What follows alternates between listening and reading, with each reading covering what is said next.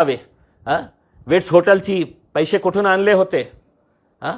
कशा प्रकारचे सगळे नियम धाब्यावर ठेवून आपल्या मुलाच्या नावावर एक हॉटेल तुम्ही कशा प्रकारे बळकावली होती? दलित समाजाचे, आपण दलित समाजाचे आहे, एससी समाजातले आहे, 364 दिन नाही, मी हिंदू आहे, एक दिवसासाठी मी एससी होणार आहे. मग आपल्या समाजातले गोरगरीब लोकांची वर्ग 2ची जमीन कशा प्रकारे आपल्या मुलाच्या नावावर बळकावून घेतली होती या माणसाने? शेंद्रामध्ये जे रिझर्व्ड MIDCचा प्लॉट होता ट्रक टर्मिनससाठी, सगळं नियम धाब्यावर ठेवून आपल्या पदाचा गैरवापर करून कशा प्रकारे ते रिझर्वेशन काढून ते जमीन पुन्हा आपल्या मुलाच्या नावावर करून घेतली होती. हे जे राग होतं ना, डिस्ट्रिक्ट कोर्टच्या समोर कोट्यवधींची रुपयांची जमीन जे आहे, आज जिथे काम सुरू आहे, कोट्यवधी रुपयांची जमीन आहे. किती पैशामध्ये घेतली बघा. सगळे पुरावे दिले होते. राग होता त्यांचा, राग आहे त्यांचा माझ्यावर की मी तर या शहराचा हिटलर आहे. पोलीस माझ्या समोर उभे राहते हात जोडून, प्रशासन माझ्या समोर उभे राहतं, आणि हे इम्तियाज जलील कोण आहे? म्हणून ते राग जे आहे त्यांना असं वाटतं की अब आया ऊंट पहाड़ के नीचे, अब इसको रगड़ दो करके. शिरसाट साहेब, मी घाबरणारा माणूस नाही आहे, मी लढणारा माणूस आहे, आणि तुमच्यामध्ये जितकी ताकद आहे तुम्ही लावा. मी पोलिसांना, प्रशासनाला, तुम्ही काही कोर्ट नाही आहे, तुम्ही काही पोलीस नाही आहे, मला माहीत आहे तुम्ही पोलिसांवर दबाव टाकेल, तुमची सरकार आहे, तुमची हुकूमत आहे, पण मी पोलिसांना सहकार्य करेल. आणि तुमच्या बोलण्याप्रमाणे आता तुमच्यावर जबाबदारी आहे. तुम्ही जे माझ्यावर जे आरोप केलेले आहे की हे माझी नातेवाईक होती, आता तुम्हाला सिद्ध करावं लागणार आहे. नाही तर कोर्टामध्ये खेचण्याची ताकद मला पण आहे. मी तुम्हाला पण कोर्टामध्ये खिचू, आणि कोर्टामध्ये हे तुम्हाला सिद्ध करावं लागणार आहे की कोण माझी नातेवाईक होती. आणि जे तुम्ही आरोप केले ना की MIM कशा प्रकारचं आतंकी संघटन आहे, MIM वर बंदी घाला करके. शिरसाट साहेब, तुमचे जे पप्पा दिल्लीमध्ये बसलेले आहे ना, पंतप्रधान नरेंद्र मोदी साहेब, त्यांनी हेच आतंकवादी संघटनांचे जे प्रमुख आहे असदुद्दीन अवैसीला जगभरामध्ये त्यांनी पाठवले होते या देशाचा मुद्दा राखण्यासाठी. या देशाचा हित काय आहे, या देशामध्ये आम्ही कशा आहे याचे मुद्दे मांडण्यासाठी तुम्हाला नाही पाठवले होते. माझे असदुद्दीन अवैसीला पाठवले होते, ज्यांच्या बाबतीत तुम्ही हे बोलत आहे की हे अतिरेकी संघटन आहे. तर मोदी साहेबांना विचारा तुम्ही जाऊन की तुम्ही एका अतिरेकी संघटनांचे प्रमुखाला विदेशात पाठवले होते करके. बोलताना थोडासा अकलेचा वापर करा साहेब. मला पण बोलता येतं आहे, मला माहीत आहे खूप ऊन आहे, थोडा स्वतःला आपल्याला आवरा. आणि खूप ऊन आहे म्हणून मी आपल्याला सल्ला देतो की लिंबू पाणी घ्या, थोडासा थंड, आणि बोलण्याच्या अगोदर ते लिंबू पाणी घ्या. पण मला माहीत आहे की तुम्हाला लिंबू पाणी चालत नाही आहे, तुम्हाला दररोज रात्री, आणि घ्यायचंच असेल तर विदेशी घ्या, देशी घेत असेल म्हणून अशा प्रकारचे जे बडबड जे सुरू आहे ना तुमची, याच्या बाबतीत काहीतरी फक्त मी तुम्हाला हेच सल्ला देऊ शकतो की थोडा स्वतःला आवरा आपण.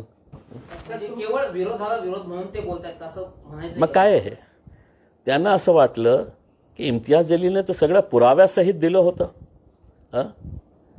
त्याच्यावर का कारवाई झाली नाही आहे? या राज्यामध्ये एकाही मीडिया हाऊसमध्ये हिंमत नाही आहे की मुख्यमंत्र्यांना हे प्रश्न विचारण्याची. आणि हे माणूस जे आहे हे इतकं दूध का धुला होता, तर त्यांनी स्वतः मुख्यमंत्र्यांना पत्र पाठवायला पाहिजे होतं. मी आज तुमच्या मार्फत त्यांना विनंती करत आहे कि अगर तुम दूध के धुले हुए हैं, तुम बहुत स्वच्छ प्रतिमे के हो, बहुत आदर्शवादी हो उसमें, तो तुमने अब मुख्यमंत्री को पत्र लिखना और ये कहना कि इम्तियाज जलील ने मेरे ऊपर है तो झूठे गंभीर आरोप लगाए हैं करके, उसकी उच्च स्तरीय इंक्वायरी करो करके उसमें. मग हे जे माझ्या बाबतीत बोलत आहे ना की इम्तियाज जलीलला जेलला पाठवणार आहे, मी जेलमध्ये जाणार का तुम्ही जेलमध्ये जाणार, याचा निर्णय तुमच्या पत्रावर निर्भर असेल. तुम्ही स्वच्छ प्रतिमेचे असेल तर आजच्या आज मुख्यमंत्र्यांना पत्र पाठवा आणि सांगा की हे जे आरोप ज्यांनी केलेले आहे, DGला भेटलो होतो अँटी करप्शनचे, CBIचे प्रमुखांना भेटलो होतो, सगळे पुरावे दिले होते, त्यांनीही मान्य केले होते की साहेब याच्यामध्ये काय आहे. पण नियम काय सांगतो माहिती आहे का, की तुम्ही जेव्हा हे सिद्ध पुरावे पण दिले तर सरकारकडून परवानगी घ्यावं लागतं त्यांच्यावर अक्षर घेण्यासाठी. चोर चोर मौसेरे भाई, कौन परमिशन देने वाला है? पण सकाळी नितेश राणे कारवाई झाल्यानंतर असं बोलले. ही जी अतिक्रमणं हटवण्याची कारवाई जी झाली MIMचे नगरसेवकावर झाली, मात्र भाजप आहे, शिवसेना आहे, त्यांची देखील अतिक्रमण आहे. आज दुपारी आम्ही महानगरपालिकेच्या आयुक्तांना विनंती करणार आहे की आम्हाला थोडासा टाईम द्या. आम्ही तुमचे डॉक्युमेंट्स तुम्हाला दाखवण्यासाठी येत आहे. तुमचे महानगरपालिकेचे जे डॉक्युमेंट्स आहे ज्याच्यामध्ये स्पष्ट तुम्ही लिहिलेले आहे की या कॉर्पोरेटर, या पक्षाच्या कॉर्पोरेटरने इल्लीगल कन्स्ट्रक्शन कशा प्रकारे केलेलं आहे. मग प्रश्न त्यांना जाऊन आम्ही हे विचारणार आहे की साहेब, या शहरामध्ये किंवा या राज्यामध्ये किंवा या देशामध्ये दोन अलग अलग वेगवेगळे कायदे कानून आहे का? आमच्यासाठी वेगळं आणि त्यांच्यासाठी वेगळं, हे प्रश्न विचारण्यासाठी दुपारी आम्ही जाणार आहे. त्याला जोडून असा प्रतिवाद केला जातोय की लतीफ पटेल हे आरोपी आहेत, ते आरोपी नाही पुण्यात. कोण? जे इतर नगरसेवक आहेत ज्याचं इलिगल आहे. आपण नोटीस बघितले का? ते महानगरपालिकाने नोटीस जे लावलेली आहे कुठेही उल्लेख नाही आहे. दाखवा तुम्ही. तुम्ही वाचलं नसेल, मी वाचलेलं आहे. हेच दुर्दैव आहे ना की तुम्ही याच्यामध्ये वाचलं का की त्यांनी हे सांगितलेले आहे की हे आरोपी आहे म्हणून आम्ही हे त्या घर पाळत आहे. त्यांनी लिहिलेले आहे की इल्लीगल कन्स्ट्रक्शन आहे, अनऑथराइज्ड कन्स्ट्रक्शन आहे. मग आमच्या अनऑथराइज्ड आहे आणि त्यांच्या अनऑथराइज्ड ऑथराइज्ड होतो, कारण सत्ता त्यांची आहे करके असणे. आणखी एका नगरसेवकाला अटक केली आहे. 3 अपत्य असल्याचं लपवलं असं म्हणत 420 गुन्हा दाखल केला, अटक पण लगेच केली. ठीक आहे. देखिए काय आहे, कोणी चूक केली असेल तर पोलिसांची जबाबदारी आहे कशा प्रकारची कारवाई करायची आहे. कोर्टामध्ये ते आपला युक्तिवाद करेल. पोलिसांना काय म्हणायचं आहे ते आपलं म्हणणं मांडतील. मला काहीही नाही आहे. मी तर स्पष्ट बोलणारा माणूस आहे की माझ्या पक्षातून कोणी चूक केली असेल तर कायद्याप्रमाणे ते जे प्रोसेस आहे त्यांना फॉलो करावा लागणार आहे. आप मीडिया ट्रायल की बात कर रहे हैं, जो मीडिया इदारे हैं जो फर्जी खबरें चला रहे हैं लव जिहाद के नाम पे इस तरह से, तो MIM 156/3 के तहत इनके खिलाफ एक्शन क्यों नहीं देती, कानूनी कार्रवाई क्यों नहीं करती? बघा काय है कि देखिए यही मीडिया है. हर मीडिया हाउस के बारे में मैं बात कर रहा हूँ. जिसने चीख कर है तो सुबह से लेकर रात तक है तो यही ही बात चिल्ला रहे थे कि ये निदा खान HR डिपार्टमेंट की हेड थी, वो लड़कियों को रिक्रूट करती थी TCS के अंदर और वहाँ पे जाकर उनका ब्रेन वॉश किया जाता था करके. कई दिनों तक ये सिलसिला चलता रहा. फिर TCS ने है तो एक स्टेटमेंट इशू किया और उसने कहा कि वो टेलीकॉलर है करके. जो समूह से ऐसे टेलीकॉलर्स IT कंपनीज के अंदर होते हैं वो टेलीकॉलर है, उसका HR डिपार्टमेंट से कोई लेना देना नहीं है करके उसमें. तो मेरा ये है कि कभी ना कभी अपने आप को भी आईने में देखना पड़ेगा ना मीडिया को, कि हम क्या कर रहे हैं करके उसमें, और हम कितनों के पीछे भागेंगे. ये जो ट्रायल बाय मीडिया जो हो रहा है इस देश के अंदर, ये देश के लिए बहुत घातक इसलिए हम कह रहे हैं कि मीडिया का रोल जो है वो एक 4th पिलर ऑफ डेमोक्रेसी है. लोकशाही के जो 4 स्तंभ है उसमें से एक मीडिया का है.